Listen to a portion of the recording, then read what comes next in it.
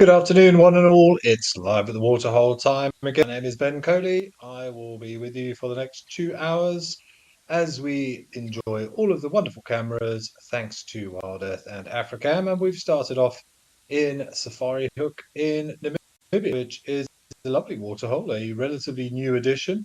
And what a great way to start with a beautiful reflection of two massive elephant bulls considering a drink by the looks of it. We shall see what their plans are here and at our other location for the next couple of hours. And don't forget, as always, it's live, it's interactive. I'm here to answer any of your questions, share some of your comments.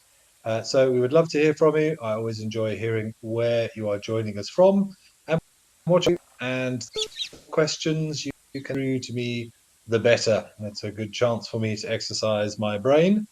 And it's always amazing the amount of questions that you guys come up with, to which I have absolutely no idea about, but it gives me something to research, which I very much enjoy doing. But how about this for a start? It's a couple of beautiful boys with a desolate landscape out in Namibia. Obviously, traditionally a very dry area, although here in the Hoedspruit region, where I am broadcasting from, I am delighted to inform you that we did have a bit of a storm last night. And some rain, not much, only a few mils, but we've had a few mils relatively regularly over the last couple of days. And the bushes already formed. The little Drakensberg Mountains to my west, I noticed today, have already got a little bit of a sort of a green wash to them. And have received a bit more rain than we have down here, of course, but great to see that the seasons are changing, and soon these dry, arid conditions will hopefully give way to lush green fabulousness for the diet for these animals. Namibia may have a little bit longer to wait, of course, but at least these ellies have got water. This has gone for the full trunk up on the tusk maneuver. Ah, there's the other side of it. One assumes they've already had a drink, and now they're just enjoying a little bit of pool time.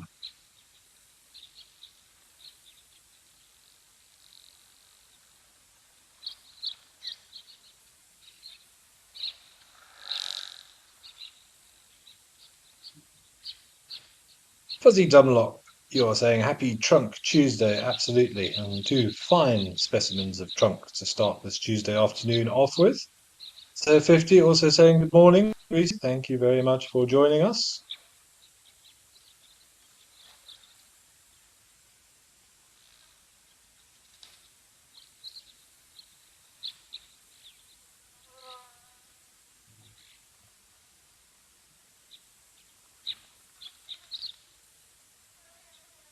Guess we have to assume they've already drunk their fill for now.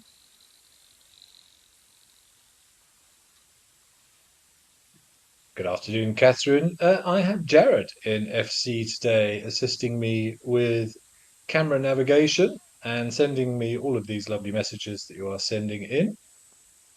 And of course, all the wonderful people behind the scenes making this possible.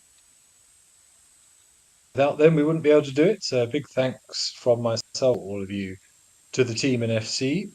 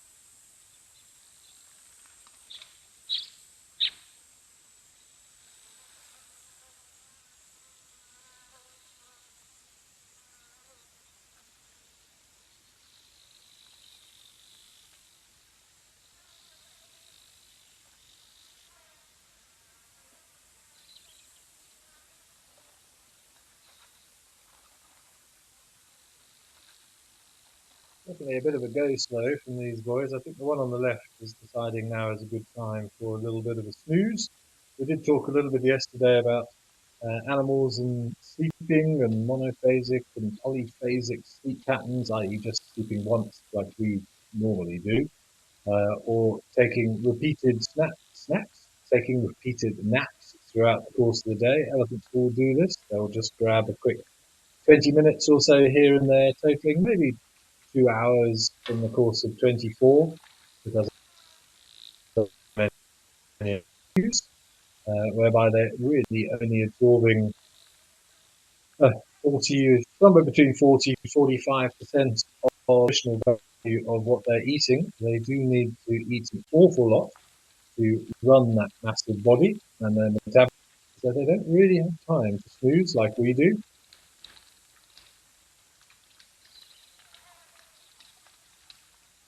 So I'm trying to go down the rabbit hole of dreams in animals at the moment after what I read about yesterday. I haven't had much luck. Of course, it's very, very difficult to know without shoving electrodes into things. We try and avoid doing best we can, but it was very interesting to think that possibly spiders have REM sleep and dream. Come up with things spiders might be dreaming about. But I'm looking forward to doing a little spider hunting this year. I've always had a bit of a fascination with spiders. I don't particularly like them. I don't on me.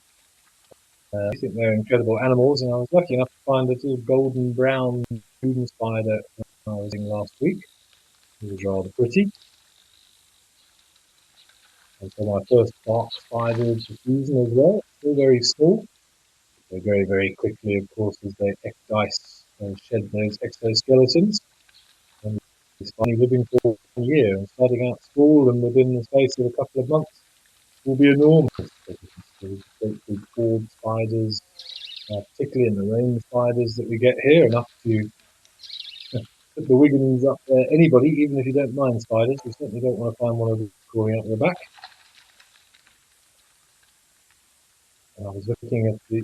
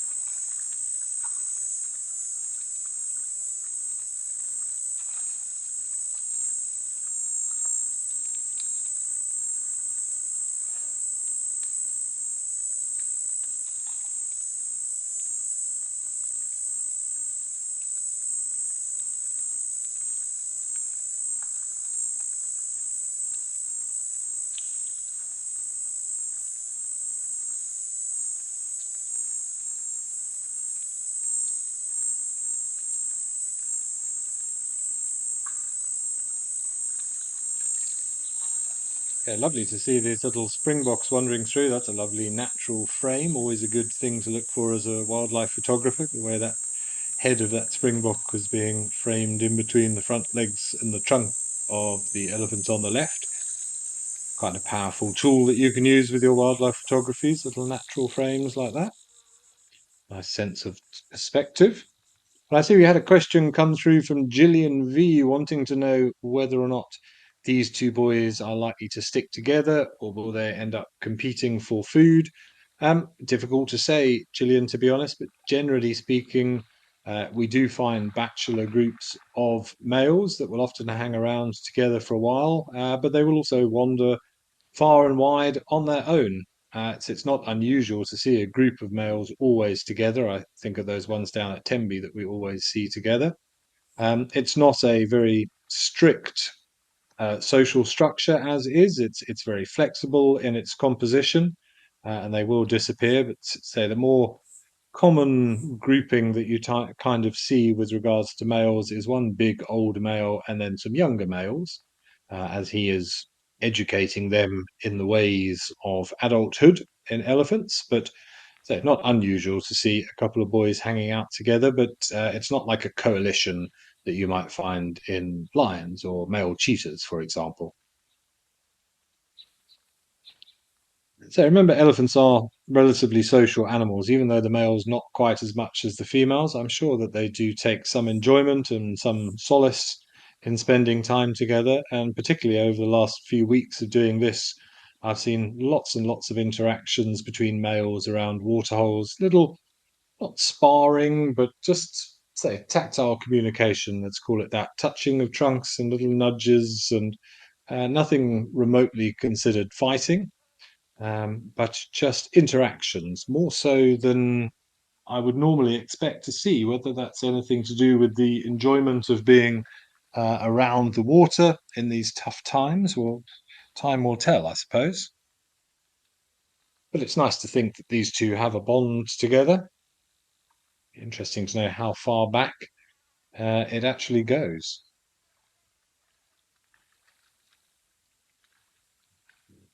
Let me try that again. Sanjeev Roy also agreeing that that trunk suggests he's having a bit of a nap. You can see the eyes of the one on the left, they're mostly closed, and particularly where the trunk is just laid across the ground like that, that's very much sleeping posture for an elephant, or certainly dozy time. And hello, Joe McClellan from Indiana in the US. Greetings to you as well. Glad you could also join us. It's a very relaxing Tuesday, it seems, particularly out there in Safari Hook.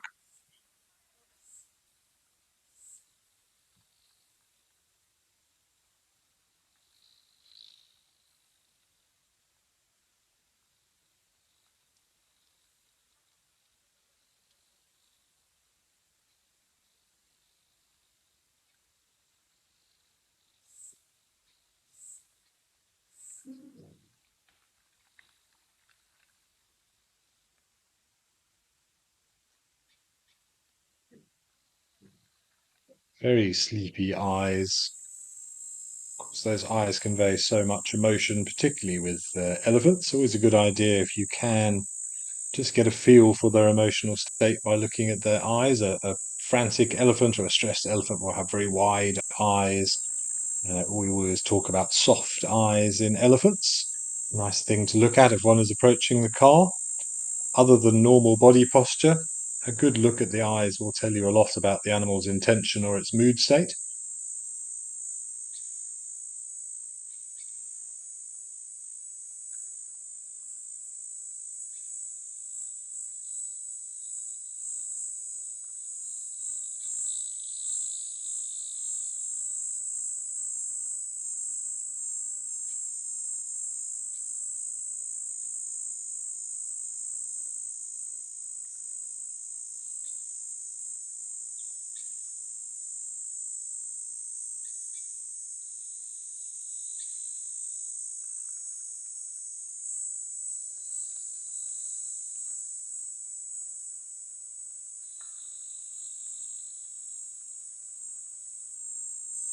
Okay, well, I think we're going to stay in Namibia for a while and we'll head over to another area close to Etosha.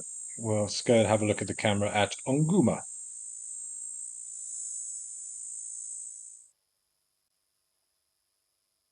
Oh, beautiful big boy lumbering towards us.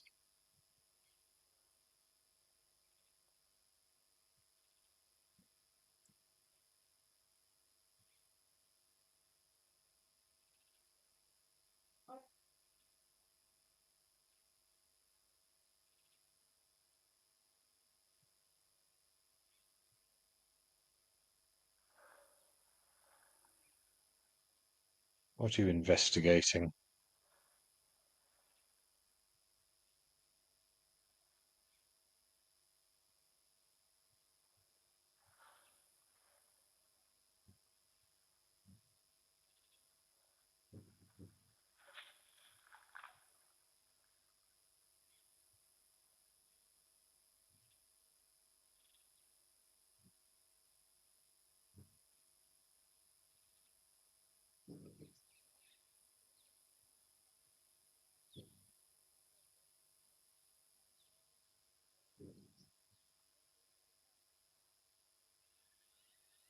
Everybody seems to be going in slow-mo today.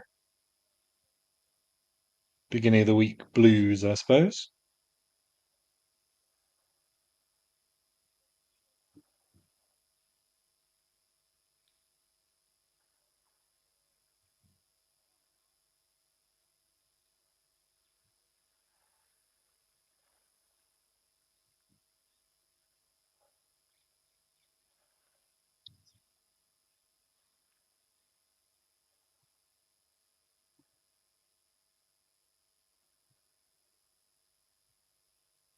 David F. Yes, you're saying these desert ellies seem a little bit bigger. Well, it's not unsurprising to see large elephants out in these dry, exposed areas. It's actually a good way to regulate temperature. If you yourself are big, then the difference between your volume versus your surface area, the ratio changes, and it actually takes longer to warm up the insides the bigger you are. You've got a larger volume compared to your surface area of your skin. So you do find some very large elephants in this part of the country.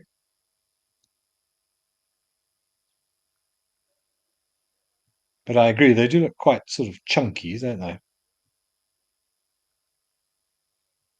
Still amazes me that they're able to find a sufficient amount of food, particularly with their food requirements, hundreds of kilograms a day, 200 or 300 kilograms this time of year, certainly, to get enough nutrition from very low nutritional produce that they're eating now. It's amazing to think that even one elephant can sustain itself in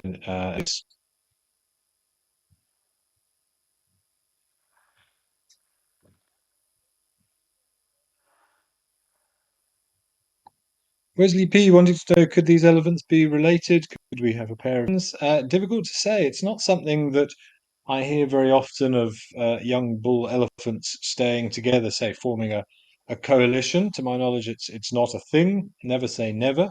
But it's not something that you would expect to see. Elephants are sort of, male elephants are kind of programmed to wander far and wide once they leave the herd.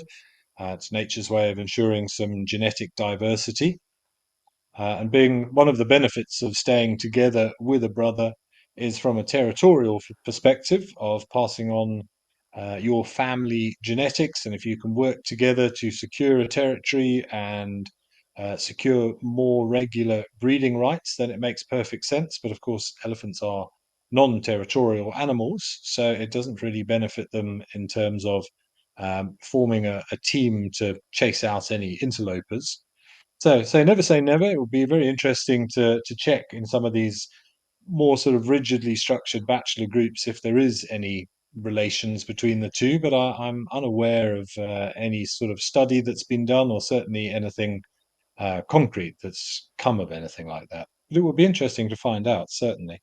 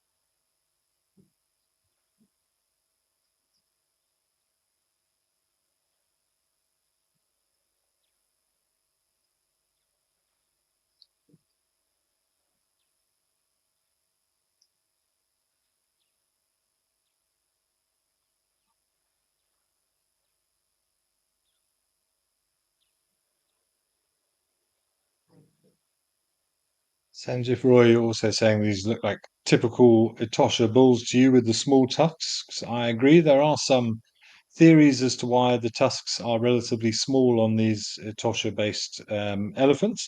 Lots of suggestions. A lot of the times they do break. They have to do a lot of digging for roots and tubers due to there not being much surface coverage in terms of food. So that can also play a role in keeping them short and a little bit more trimmed. One of the suggestions I've also seen is because of the fluoride levels in the Etosha waterholes, due to the lower rainfall that they get in that area, which leads to sort of crumbly tusks, less strong tusks, so they're slightly more brittle than perhaps the elephants that we would find here in the Lowveld. And so possibly a lack of salt, which may also have an effect on the structure of those tusks.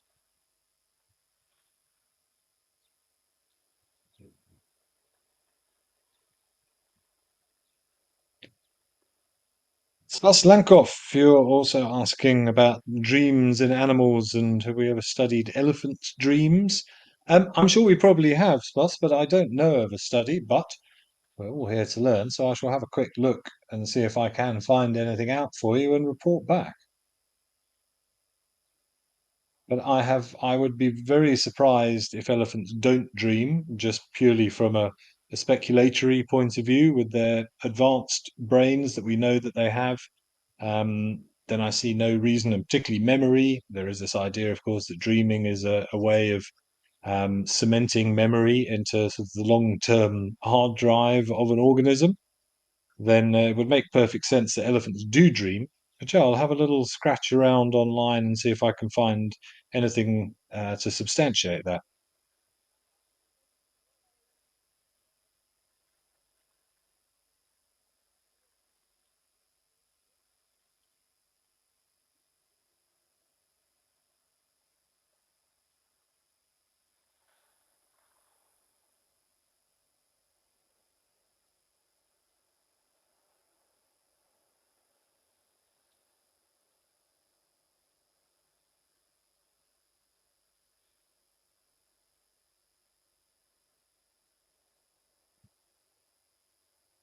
Okay, let's head back over to Safari Hook and see what those Ellies are up to.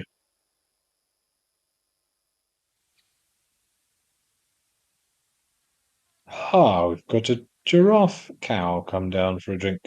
One on the left, looking over rather ominously. This is my sleeping spot and my waterhole, but I'm sure they'll tolerate an individual giraffe.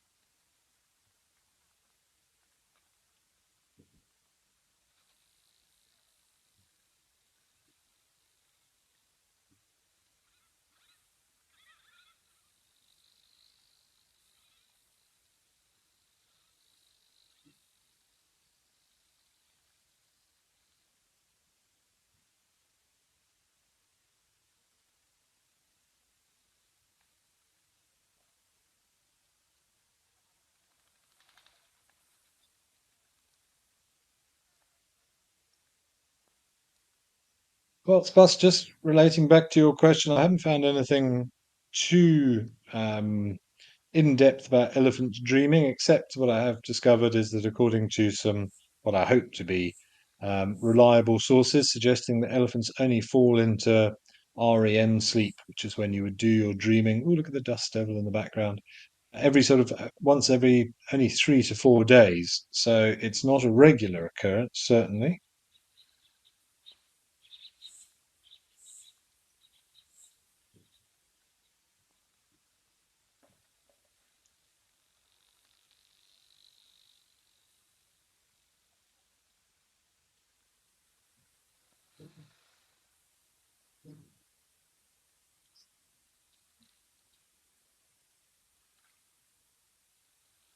Yeah, tornado alley behind these ellies. The time I've spent in Namibia, I remember seeing quite a few of these. They are rather weird. Remember trying to find out how or why they occur, just different changes in air pressure close to the surface, but very, very cool to see.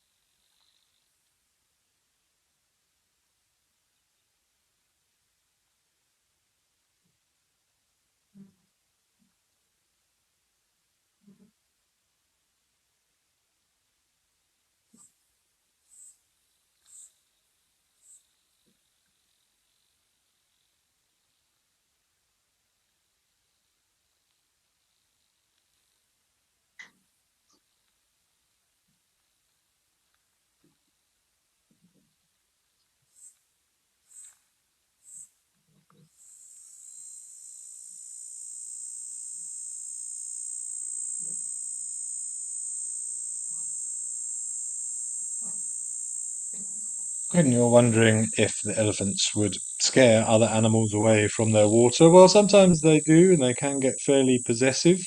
I think, again, a lot of it has to do with their mood state. If they're particularly stressed, then they might become relatively protective over their body of water. But this is a decent sized body of water, and these two bulls look very relaxed and chilled. So they seem to be pretty tolerate tolerant at the moment. But I have seen it before where elephants chase things away. I've even seen elephants chase hippos out of the water that are just quite happily enjoying life in the middle of the dam. So I think a lot of it depends on the individual and the type of mood that they are in or what has happened to them during the day. We all wake up grumpy. Some days, an elephant bull in must is far more likely to be a little bit more possessive and unnecessarily short-tempered. I don't like to use the word aggressive. I think short-tempered is a little bit of a better description for a musting bull.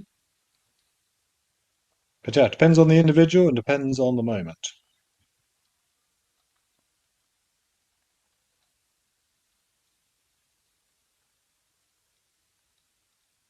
And hello, Joanne Mello, as well. Apologising you didn't say hello to me. I wasn't aware that you hadn't, Joanne, but hi and hi back. Thank you for joining us.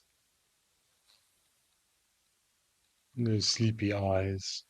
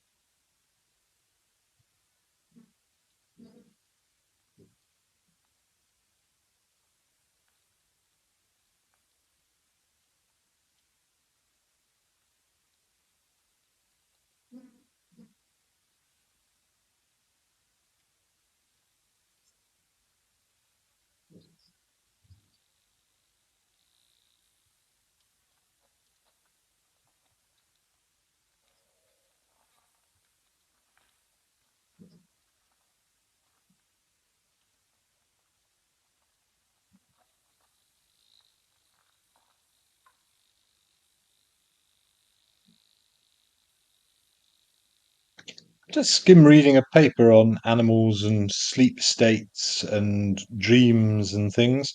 There seems to be lots of examples of animals going into REM versus non-REM sleep, but it doesn't seem that anything that I've found anyway has ever involved us sticking probes in brains and looking for too much EEG activity that would necessarily mean that the brain is firing left, right, and center during these states. I'm surprised that nobody hasn't done it. If that is the case, I'll keep looking because it is interesting. Dreams, they're one of those weird things. We always try and remember our dreams. They're very difficult to do. I wonder if animals do remember their dreams, if they have them, or if they're just fleeting pictures that pop into their heads. But perhaps we shouldn't know. Maybe it's just one of life's mysteries. Let's be honest, we don't understand our own dreams. So I think the chances of us understanding anything about animals' dreams might be a little bit too much to wish for, but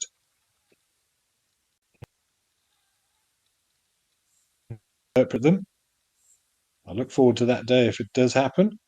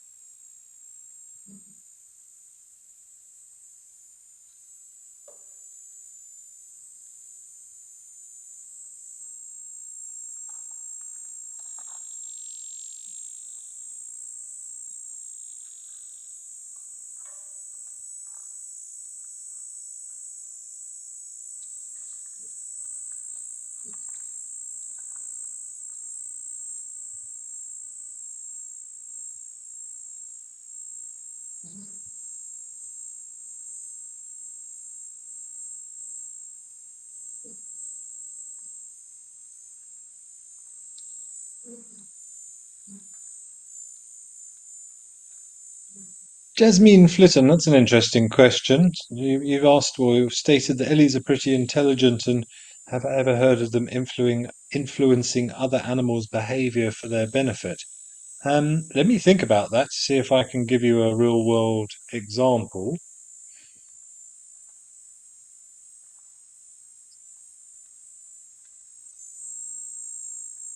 While I cogitate on that, let's head over from Namibia to Botswana to Hyena Pan and see what's happening there. More Ellies. And a little baby. Ah, days are always better with baby elephants in them.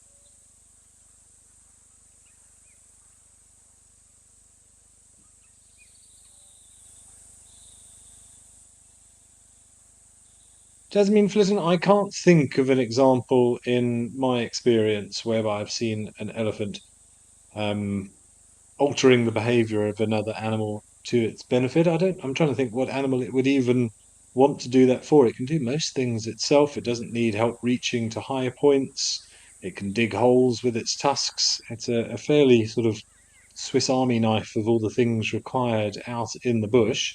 I'm sure it would take advantage of another animal's activities, but to actually influence another animal, I'm not sure. I certainly see them influencing each other and teaching each other and bullying others to do their will. A classic example I have seen a big bull elephant push a younger bull elephant into and through a fence so that he doesn't get zapped by the electric current. It could be the youngster. He's obviously learnt that it's far better to use a sacrificial elephant than himself. But I can't think of an example of an elephant manipulating the behavior of another species. If anybody else has got any suggestions or ideas, by all means, send them through. But I can't think of anything. But right now, I'm slightly distracted with the cuteness of this little one who can't be more than a few weeks old, looking at its size. Tiny little trunk.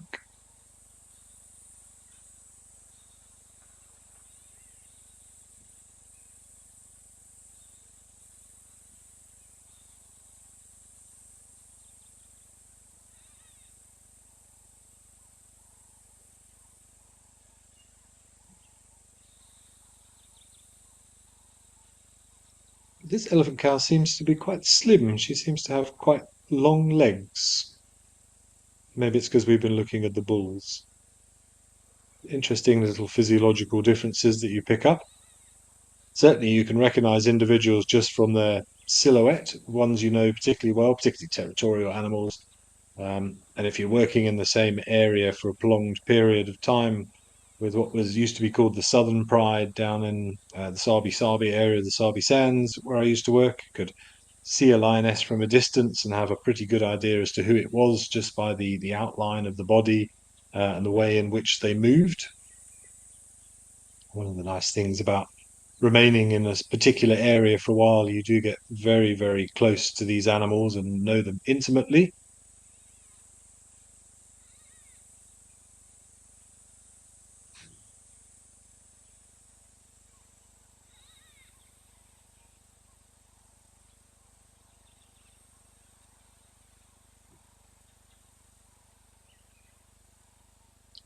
Visions of that little one having a sneeze in a minute for all the dust that's being thrown on its face.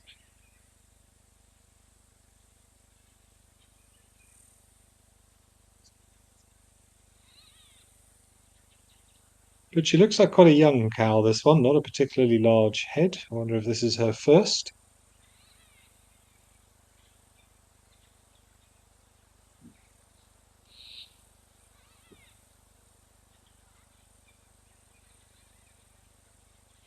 It looks a little bit, I would say thin, but could use, well, looking forward to some rain up there, I would think, particularly producing sufficient milk for that little one as well.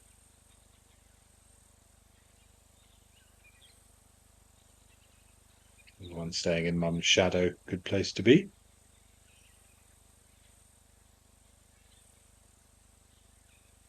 think we're approaching the water, getting a little bit more excited, speed picking up.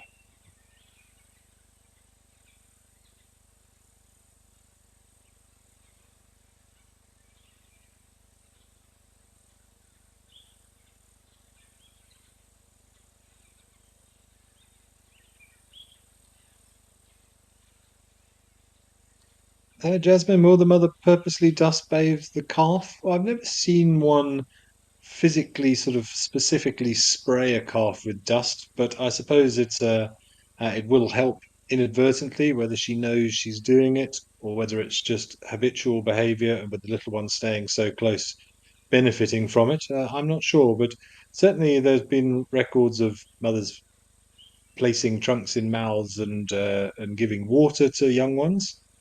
I'm not so sure about dust bathing, but I don't see why not.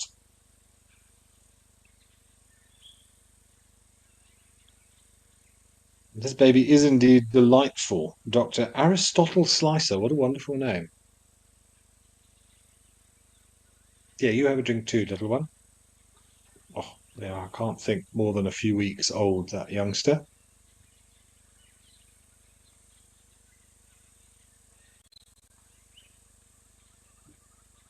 What you smelling, Mum?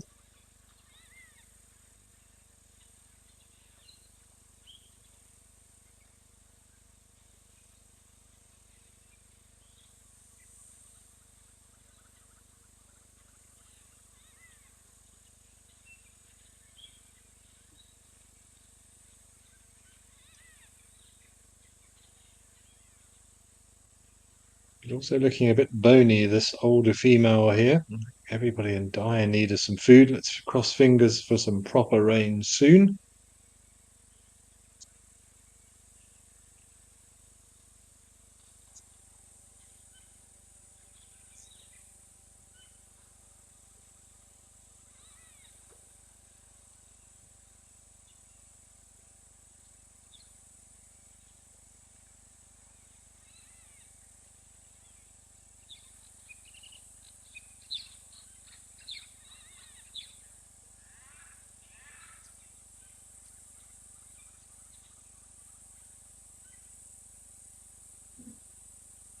They normally drink out of the little concrete, I'm going to call it a well, but it's not a well here. Interesting they're choosing to drink from there. I hope that well is still producing water, or the water is still coming through. Interesting they would be drinking from those little muddy puddles. That's rather un-elephant-like behavior if they have access to fresher water. Oh,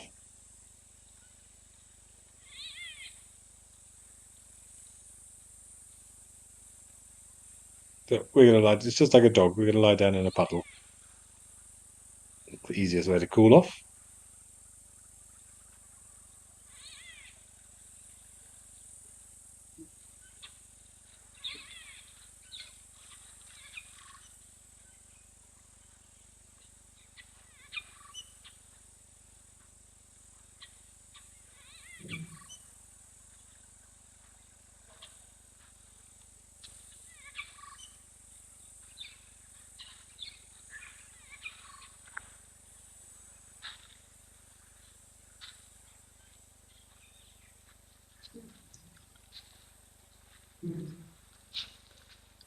Let's see what the female's doing there. It looks as if she might actually be practicing a bit of what we call geophagia, eating soil. She's taking some of that soft soil and putting it in her mouth, possibly to get some salts and some nutrients that she's very much lacking in at the moment.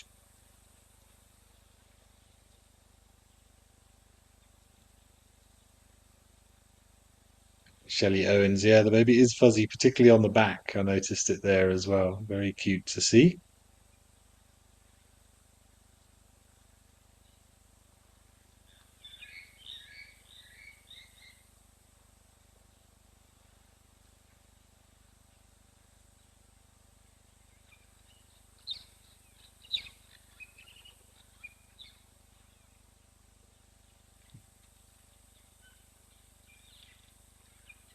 Oh, there is the water. Good, it's still full.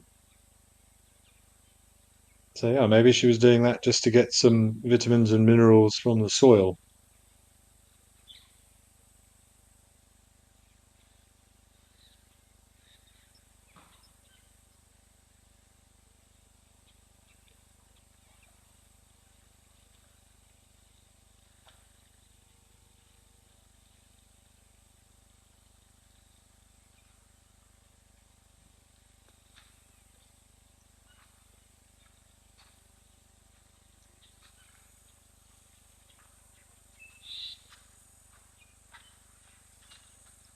Look how fluffy.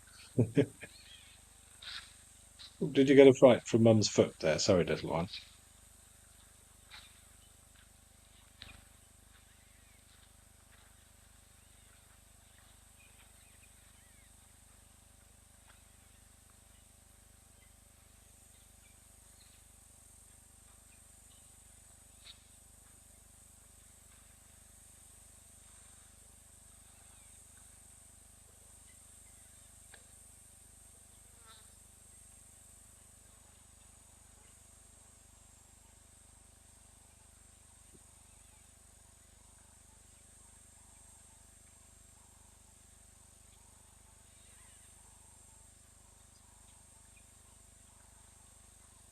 Well, speaking of cute and adorable, it's probably a good time to just mention the Green Season Grand Tour that will be hosted by our very own James Hendry in April, May next year.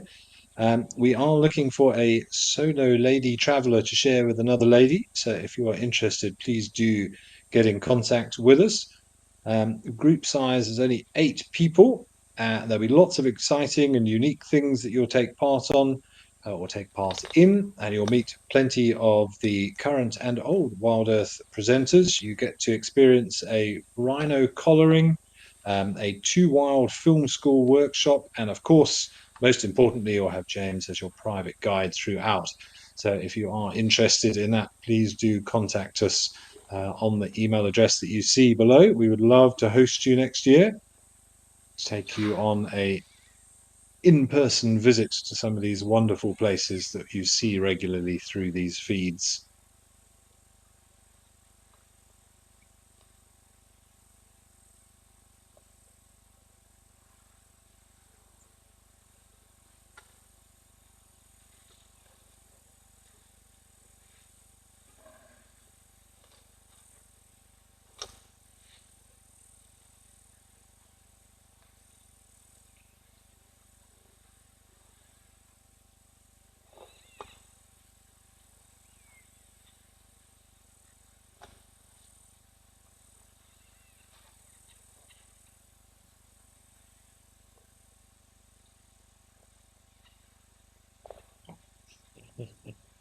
Just so adorable.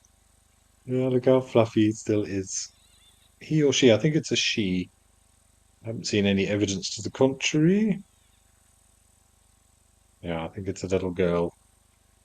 Intent on having a good scratch on Mum's ankle.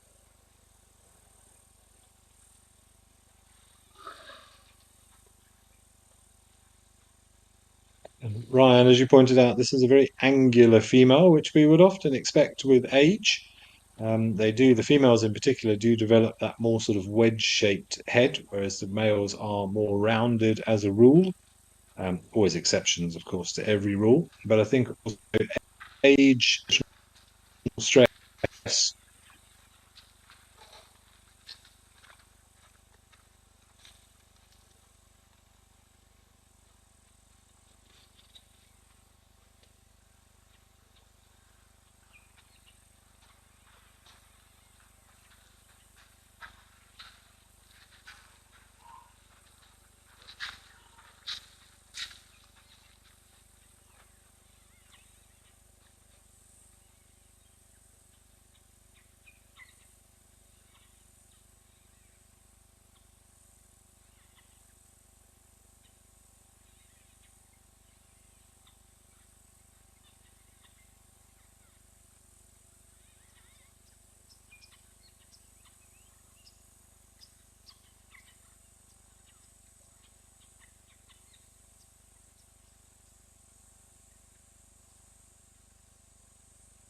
Well, that was a very, very special encounter. Let's hope that this mum and that little one continue to go well and find sufficient foodstuffs.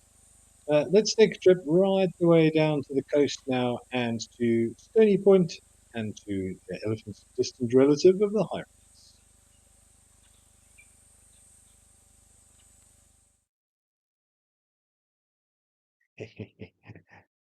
Little fluffy face sticking out of the cracks in the rocks. Oh, one nearly scratched so hard he fell off. Looks like some youngsters, and I'm guessing Mum in the middle there looking very proud.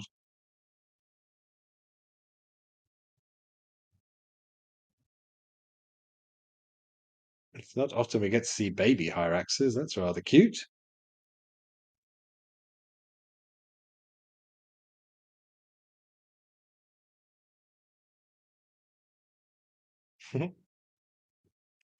Beans? Not quite as sure-footed just yet.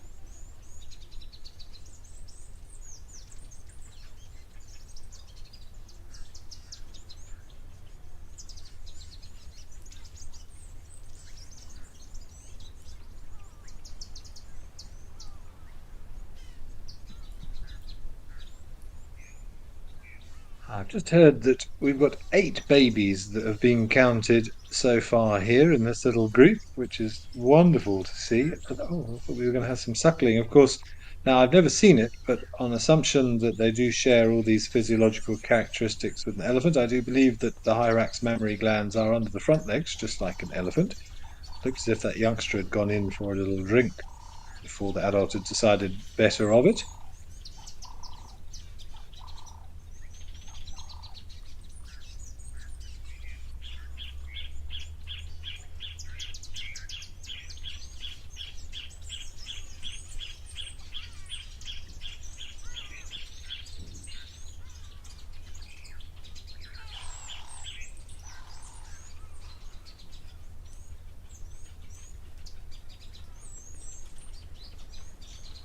So that would suggest I'm just doing a quick bit of skim reading on the hyraxes because it's not something we generally talk about too much on average. Oh, reverse. Looks like on average 2, 3, maybe 4 young. So if we've got 8 youngsters running around, one assumes there's been some sort of synchronicity in the births as a defense mechanism against predation, one would assume.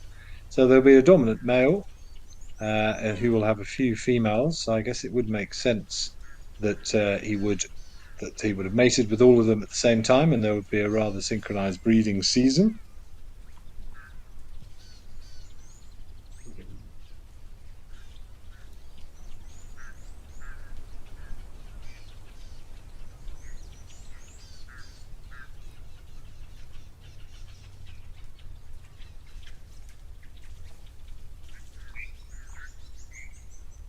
And allo suckling, it seems, is quite common amongst dassies, which would again make sense if all the females have their youngsters around about the same time.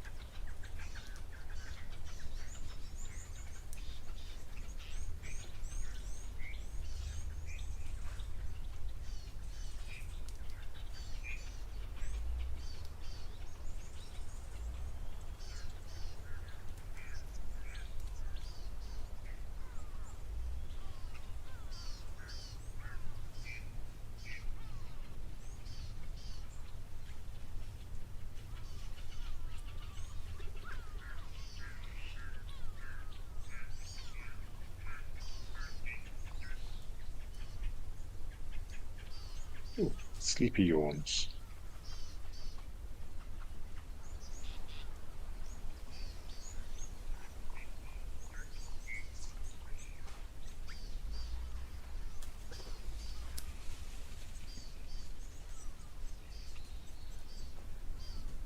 Well, something I've just been surprised about, the gestation period is somewhere close to 8 months, 230 days, which seems a long time for a small animal.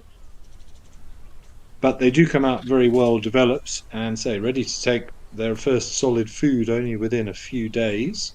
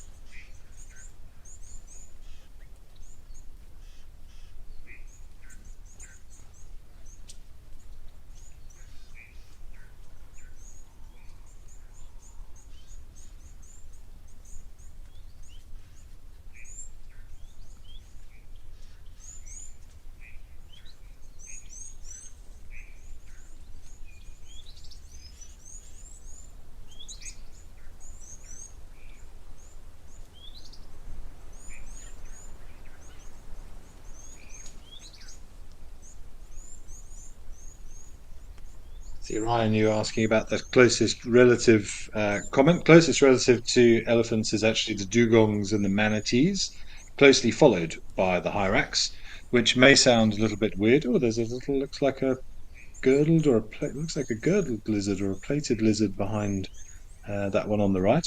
But yeah, all to do with tooth structure and foot structure. So being near ungulates as opposed to walking on their tiptoes, walking on sort of extended toes, and the forward growing incisors, just like an elephant. Foot structure and tooth structure and reproductive organs, all quite important in terms of taxonomical relatedness. So the mammary glands under the front legs, etc., etc.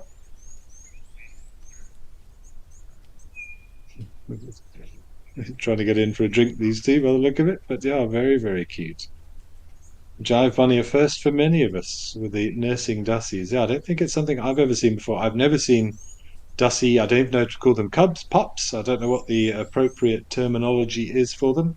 I'm going to go with pup, but I've never seen this out in the wild myself. So normally views of Dussies on a game drive involve binocular views up onto a little kopje or the rocks. I know there are some lodges, one I went to recently in the Waterberg, that did have a little colony of Dussies running around the lodge, but I've never seen baby ones before. Look at the little teeth sticking out. And Rachel, yes, this is ridiculously cute. They're like little fluffy guinea pigs, aren't they? Oop.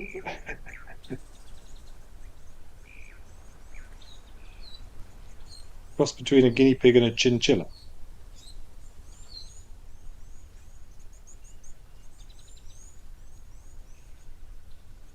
I wonder if that's the male standing there.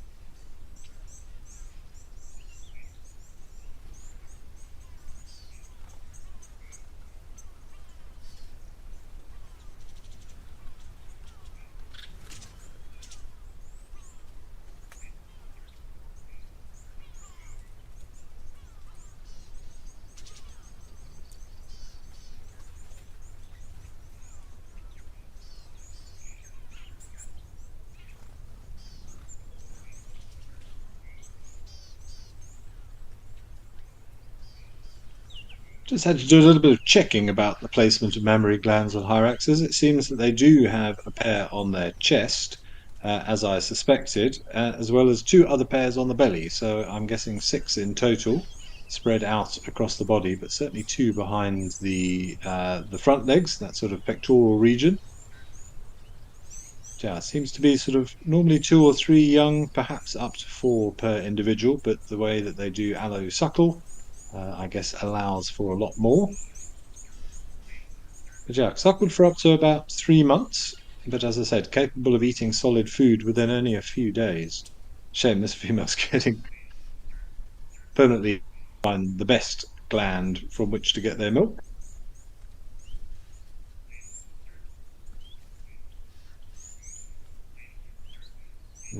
Jasmine, you're mentioning their lovely thick coats.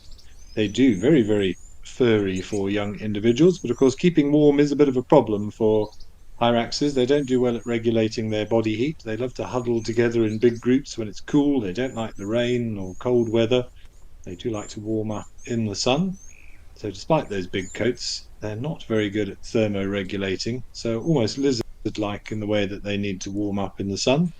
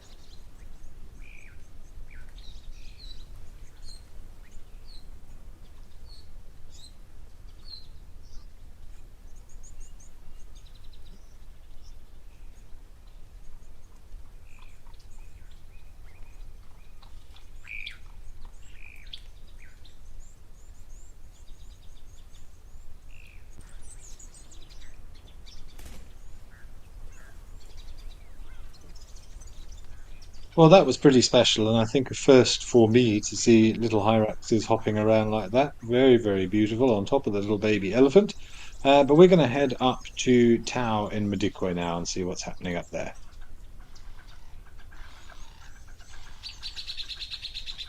More Elise. Hello, Elise.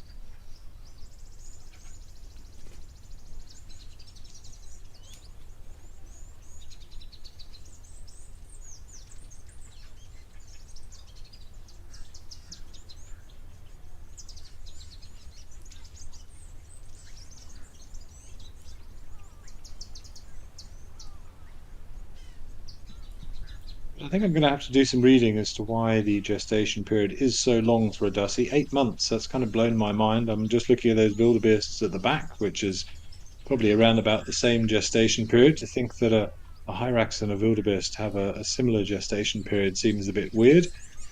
I wonder what the extra development is for. There must be a reason. So that might be my afternoon's project.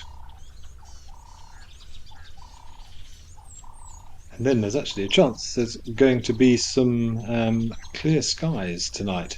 But before we discuss that, we're going to quickly shoot up to Hyena Pan that's living up to its reputation or its name. Sounds like there's a hyena there. Hyena having a little bit of a swim. Brilliant.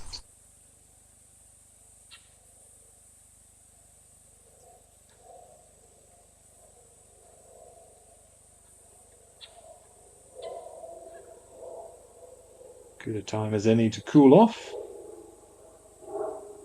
Yes, I was saying, hopefully, clear skies forecast tonight for the first time in a little while after the rain that we've had. So I'm going to be out seeing if I can't get another picture of that comet before it disappears from view. It's slowly getting further and further away from us, so photographic opportunities diminishing. I was able to get a little bit of data on it and did actually post my first and only picture of that comet, I think yesterday or possibly the day before, but hoping for a little bit longer. It's getting a bit higher in the sky now, at least, before, well, as the hours roll on, it's getting close to the horizon. So it's a bit of a difficult one when you're taking pictures of something close to the horizon. You're fighting light pollution and dust. So a little bit higher up will be good, even if it is a bit fainter. Hopefully you'll pick up a little bit more detail this evening.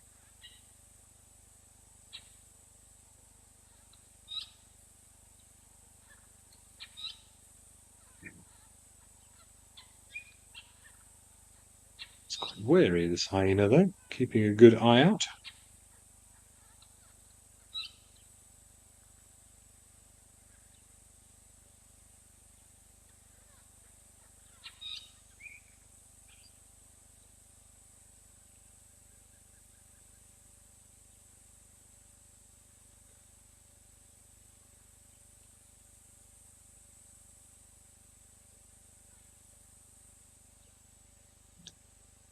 Perfect, says Rachel. Indeed, a hyena pan, or a hyena in the pan at hyena pan.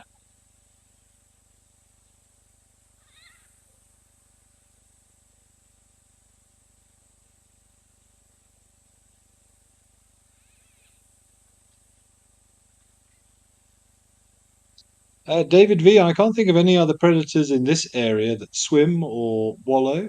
Lions generally and leopards don't like water, but say in certain areas where they've had to adapt up in the Okavango Delta, you do get lions that are quite comfortable in water and will swim across rivers, which they will do here if they have to, but not so much wallowing for enjoyment, put it that way. The only other thing I can think of off the top of my head is a tiger. We know tigers are quite comfortable in water and they do sometimes just hang out like this in water to cool off on hot days, but I can't think of any other predators. If anyone else knows of any, do let us know. But out here, it's not unusual to find hyenas lying in the water like this. I remember seeing some at Juma with the Juma clan there, lying in the most horrible, fetid, algae, muddy water, looking as if they're having some sort of grotesque spa treatment. But certainly not going to find a lion or a leopard doing that through choice.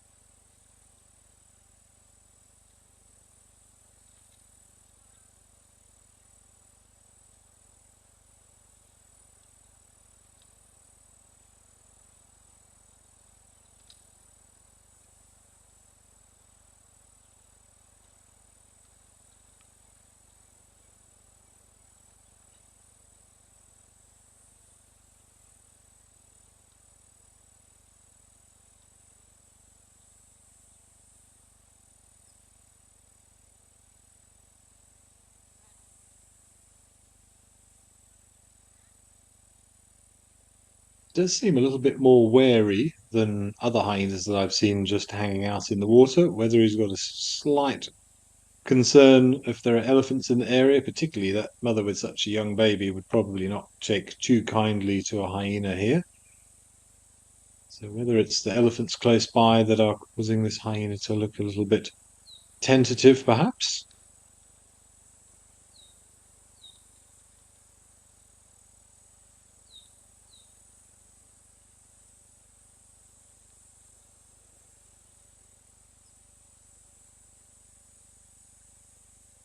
Ah, Lenny, you've suggested jaguars as well. Yes, jaguars also like water, quite comfortable swimming.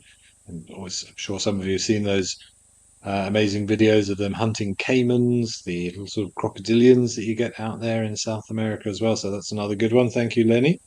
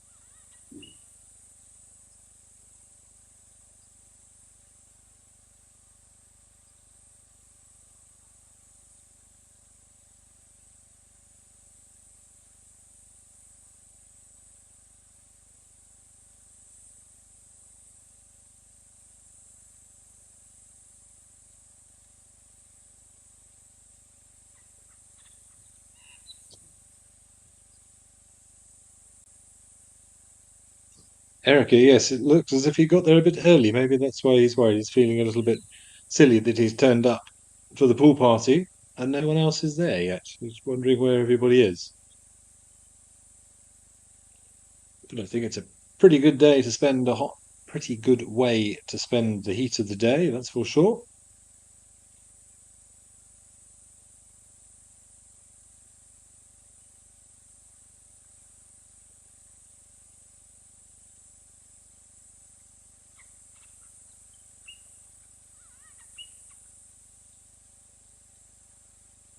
Vicky, I don't know about strong swimmers, but they're quite comfortable in water. She saw some footage the other day of hyenas actually having an absolute blast in some relatively deep water, and they were swimming at some point. It seems that it was more sort of an island in the center of the dam, which was a lot shallower than I realized, but it certainly looks as if they were swimming to get there. But they were chasing one another around and jumping on each other, and a couple of them were playing with sticks. Very, very beautiful to see. But I don't know whether you'd call them strong swimmers. I've never officially seen one happily swimming. I remember at Buffelshoek Dam when we had a buffalo in the water there. The hyenas didn't seem too keen on swimming out to it to feed on it. So hard to say. I think they're competent in water. Let's put it that way. But I don't know whether we would call them strong swimmers.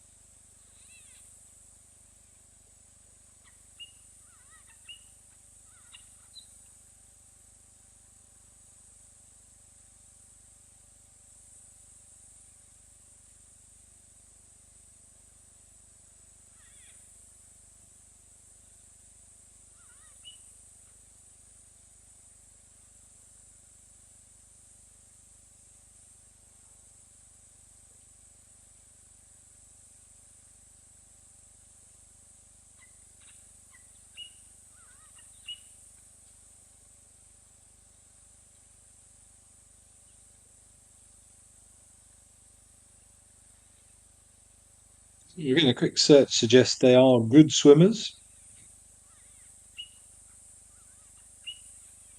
but I don't know if they'll be setting any time trial records. Let's leave it at that.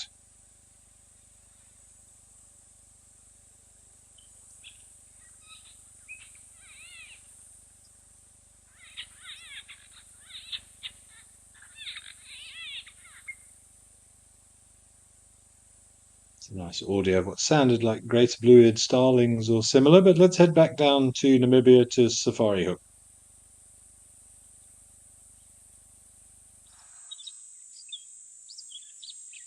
These two elephants really haven't moved very far. At least one's decided to have a drink now. but obviously decided this is a very good place to spend a couple of hours.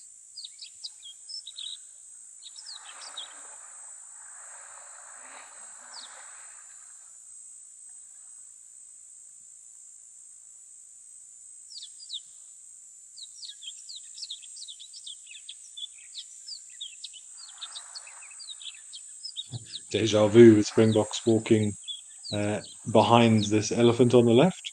It's exactly how we started this afternoon's show.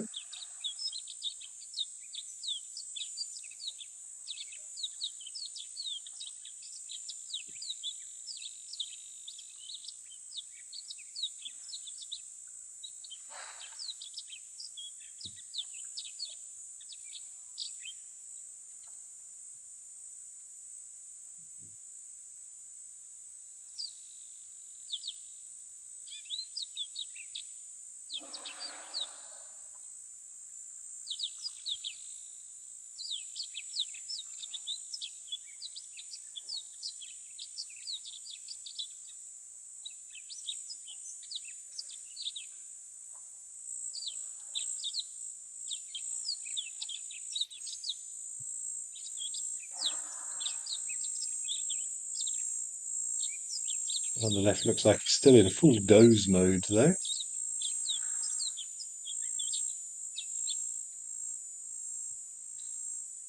Rachel, I agree. What a great way to spend the day. Why would you want to go anywhere else? If only somebody would bring them some food, they would have absolutely everything that they need. That's where these Springboks are just doing laps around the pool.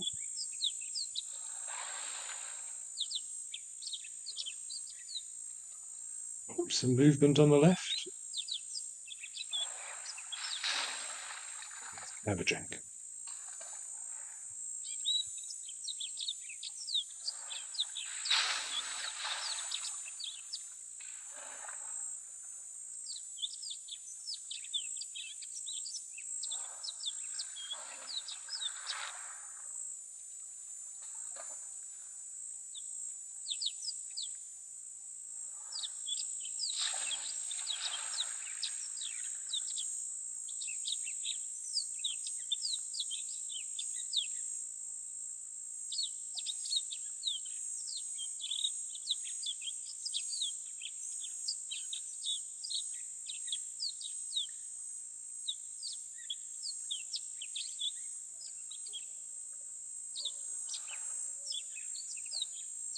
I agree, Graham. Big difference from the other elephants. Obviously, the ones we saw at Pan, there were females and youngsters, but they did look a little bit undernourished. Certainly, these ones do look in a lot better condition, a lot more rotund, a lot more solid.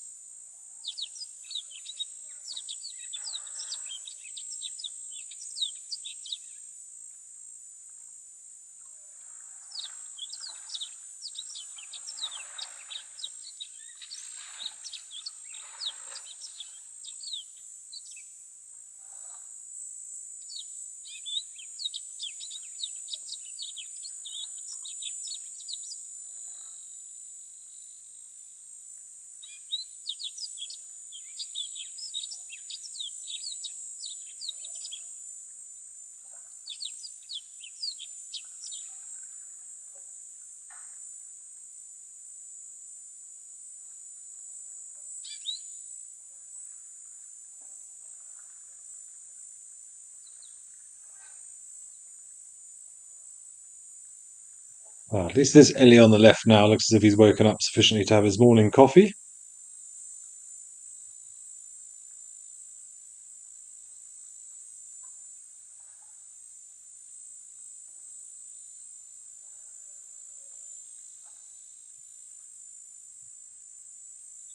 Quinn, I don't know if they're better adapted for drought. I mean, they are still African elephants, the same species. Whether physiologically they have evolved anything to deal with it, not that I am aware of. Um, I think it's just a more of a genetic thing. As I said earlier, being large is a good thing for particularly dry and arid areas in terms of regulating one's temperature. And possibly a behavioral thing of being able to dig and get more roots and tubers and find moisture underground. But again, I would imagine that's more of a behavioral thing. And so certainly no other adaptations. We know that elephants have got this pouch in their throat where they can store a few liters of water under emergency or in an emergency, but that's the same for all African elephants, not just the Namibian ones. So I think it's just really down to genetics.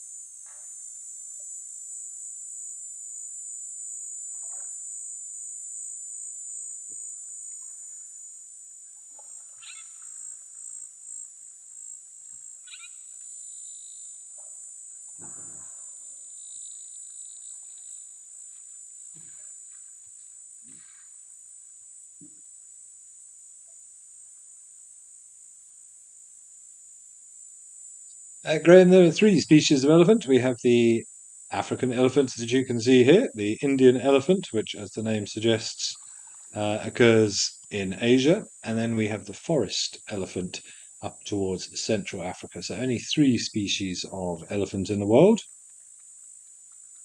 Forest elephant's a little bit smaller, with straighter tusks that tend to point down towards the ground. Again, I assume an adaptation for living in far more heavily vegetated foresty areas. You don't want great big tusks catching on everything.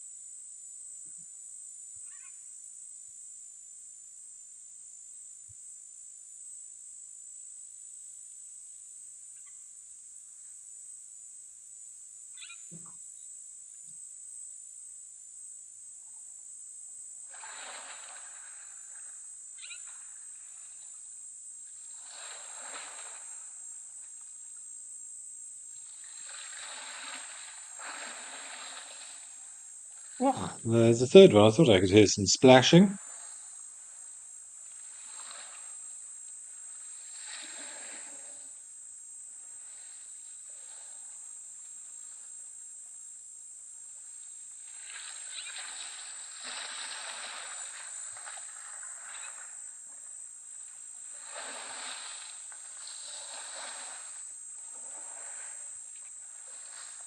One at the back also looks like he's having a bit of a snooze.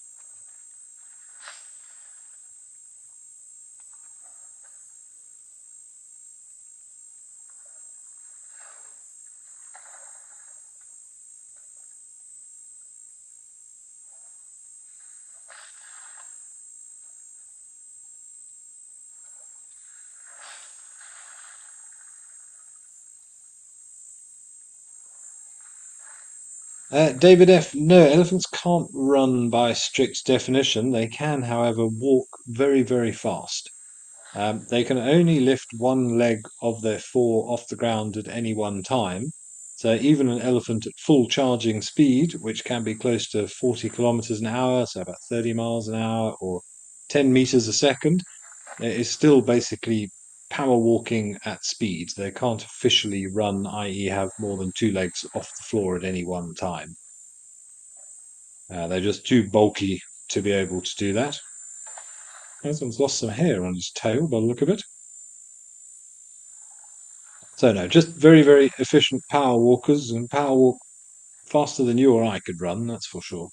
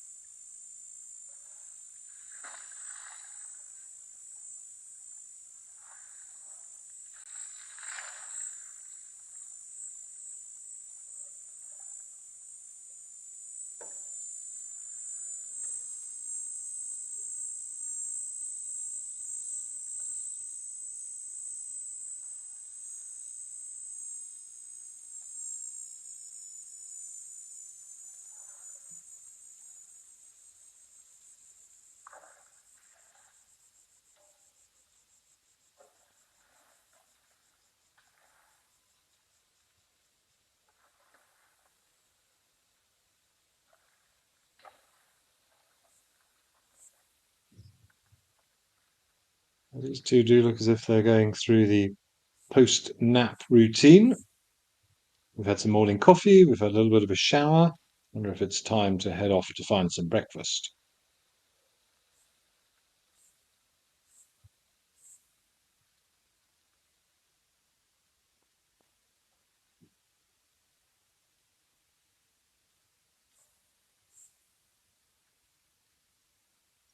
Wesley, I like that. Yes, looks like they're constantly reflecting on past or future choices. I agree.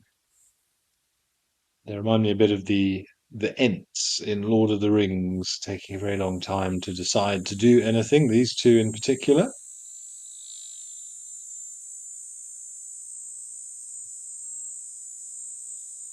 considering world events just slowly.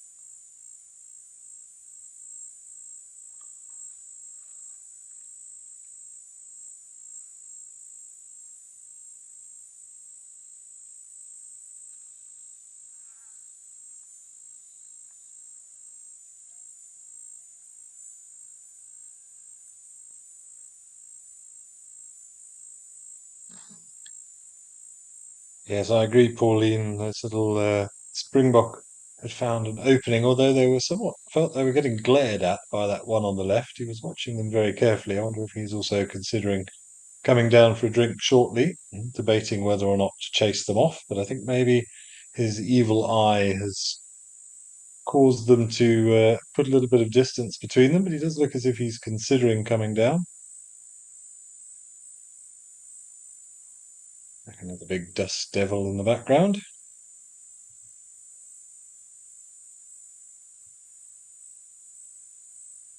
I hope they're not smoke.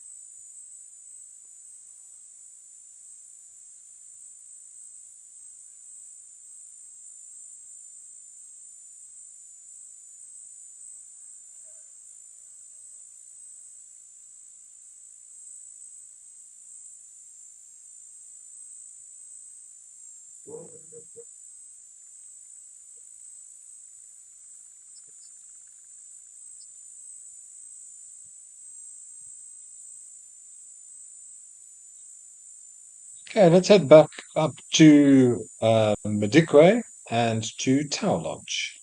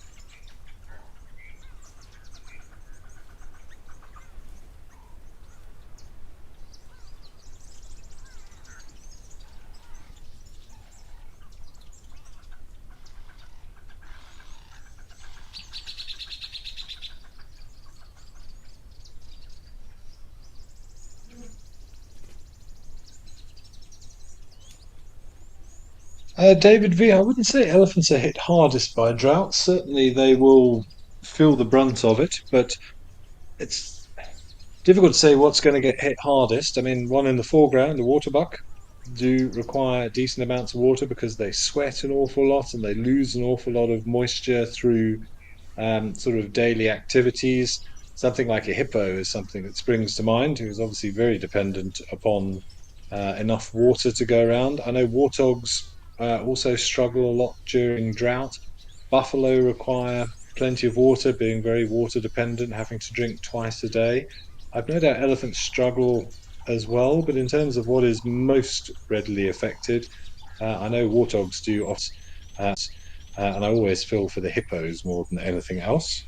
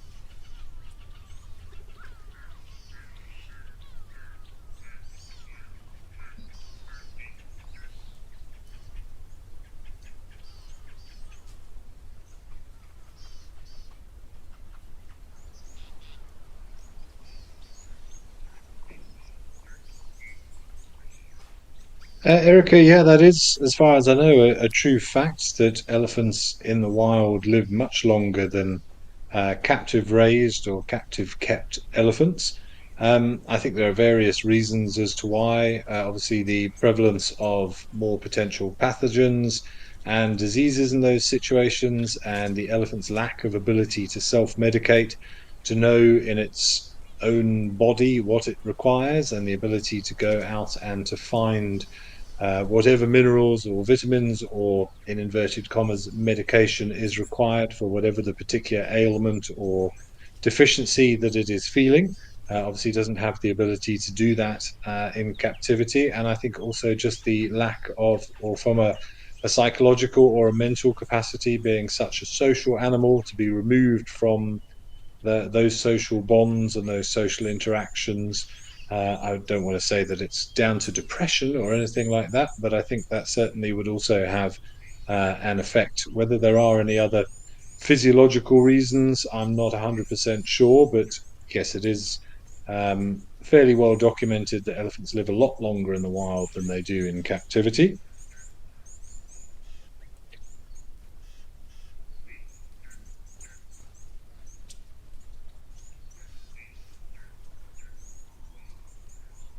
And Shelley, no, elephants don't use birds to remove pests. They don't like oxpeckers. They swat them off with their trunks. They don't really rely on anything else to remove parasites and pests from their skin. They seem to be quite adept at doing it themselves, or they tolerate what they have already got. But their propensity for dust bathing and spraying mud and water on themselves and having a good scratch against the trees seems to be an efficient enough way to deal with those ectoparasites. But never seen oxpeckers on elephant, although I think I did see one actually at the Old Donio waterhole a month or two ago on one of the live at the waterhole broadcasts, where we did see an oxpecker just hitching a ride on the back of an elephant. So, as always in nature, never say never, but it's not an association that we would normally have with those two species.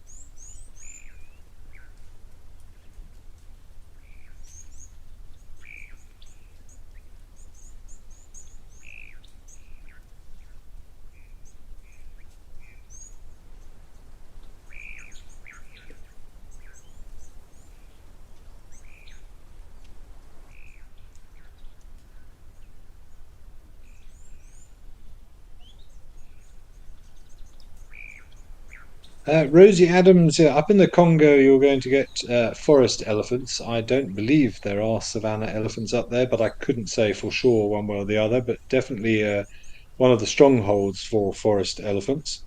And you're asking about elephants traversing mangroves. I don't know, unfortunately. Yeah, I wouldn't like to comment on that. Unsure of mangrove traversing and elephants, but definitely up in Congo there is well, it's hard to say a good population of forest elephants, but there are definitely forest elephants up in the Congo.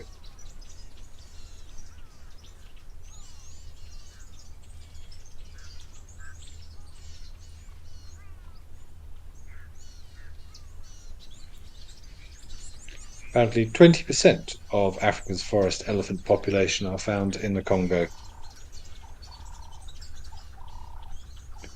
Yes, Graham, you were mentioning the colour difference. Of course, that's just all to do with the soil. You can see the reddish iron-rich soil in the background there. So that elephant has obviously been having a bit of a dust bathe somewhere in an area where the soil is a bit different. This soil a lot more leached of those nutrients, a lot paler, whiter in coloration.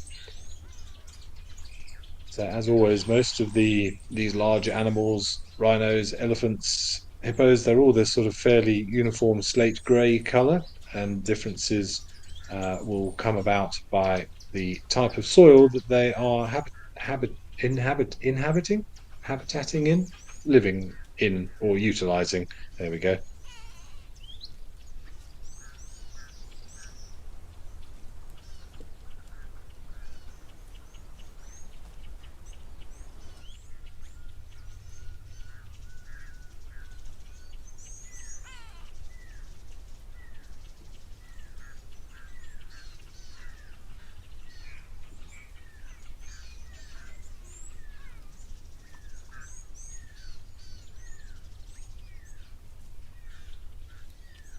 Gabby, I'd also love to see a forest elephant in real life, but I think so they're somewhat hard to track down these days. If I remember rightly, well, only somewhere between 1 and 200,000 forest elephants left in the world. They are critically endangered, mainly due to habitat loss and the destruction of the heavily forested areas, particularly in and around Central Africa.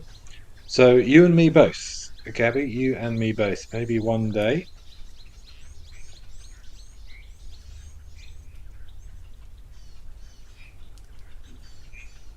Quinn, you pointed out that little growth on the elephant in the middle, the browner one. Difficult to know what that is. Whether it's an old injury, most likely it's some form of abscess. Maybe you got a little branch or something stuck in there and it's swollen up. But to me, that looks like an abscess. Have to see. Seems to be moving okay. Doesn't look to be any issue with the joint itself. So say I'm no veterinarian, but I would say some form of abscess that's developed there. They maybe got something stuck in there, branch broke off under the skin. That would be my best guess.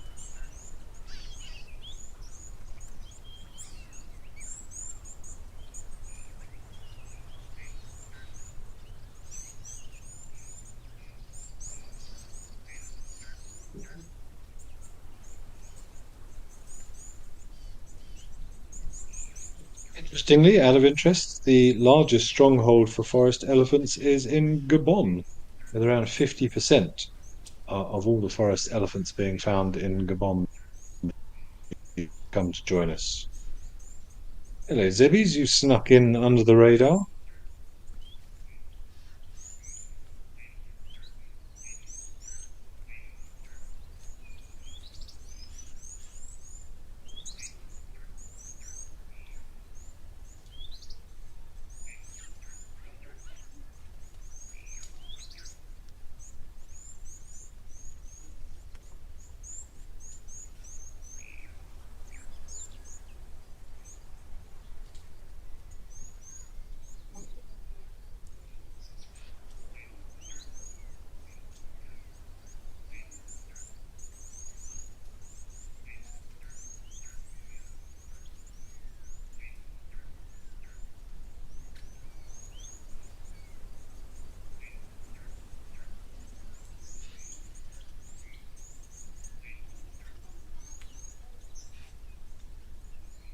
Sandy Franklin, no. Forest elephants are much smaller than African elephants, which are bigger than Indian elephants as well. So, um, if memory serves correctly, forest elephants, I think, get to a maximum of about 4 or 5 tons, whereas the savannah elephant can get to well, 6 or 7 tons for a big male, but generally smaller and a little bit shorter at the shoulder height, and those long straight tusks, very diagnostic as well of the forest elephant.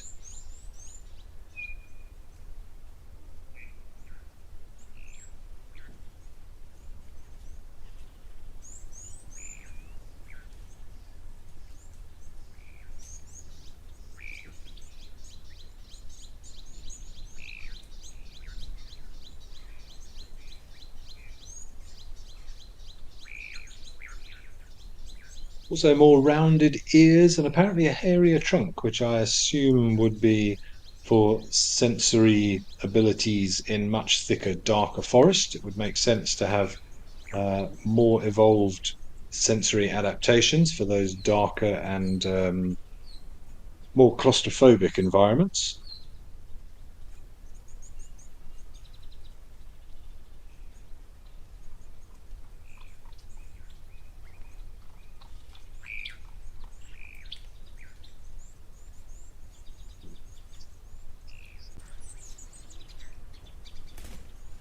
Nice to see a bit of diversity of animal life here at Tau with the waterbuck, zebra. We saw some wildebeest here earlier, plenty of ellies around. But we're going to head back over a little bit further west to Namibia and Safari Hook and see what those elephant bulls are up to.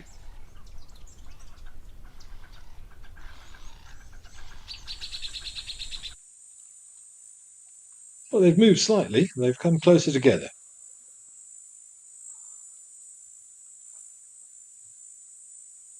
But very impressive animals, these, certainly.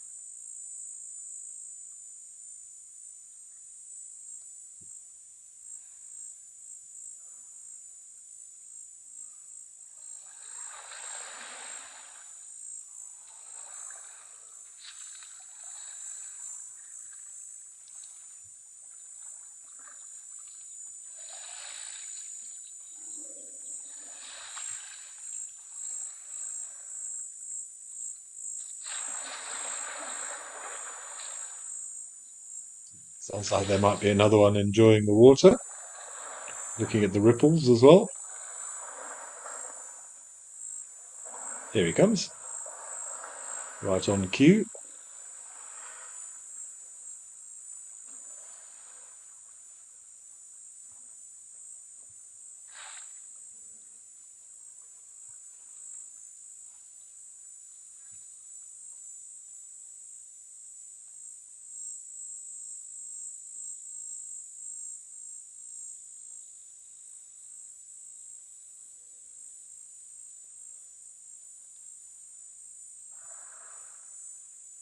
They do grow them big here, Graham. Yeah, some impressive elephants in this part of the country.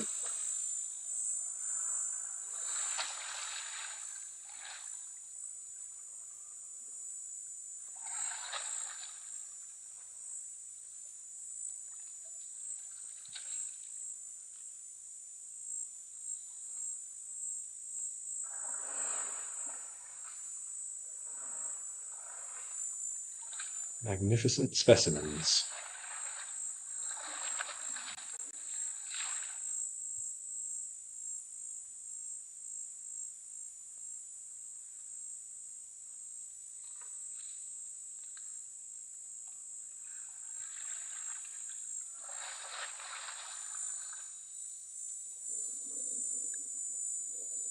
Indeed, Jasmine, a council meeting. Yes, it does look like a meeting of minds, doesn't it? Some stories to swap, some experiences that have been had amongst this bunch, I would think. A few hundred years worth of bush knowledge to share.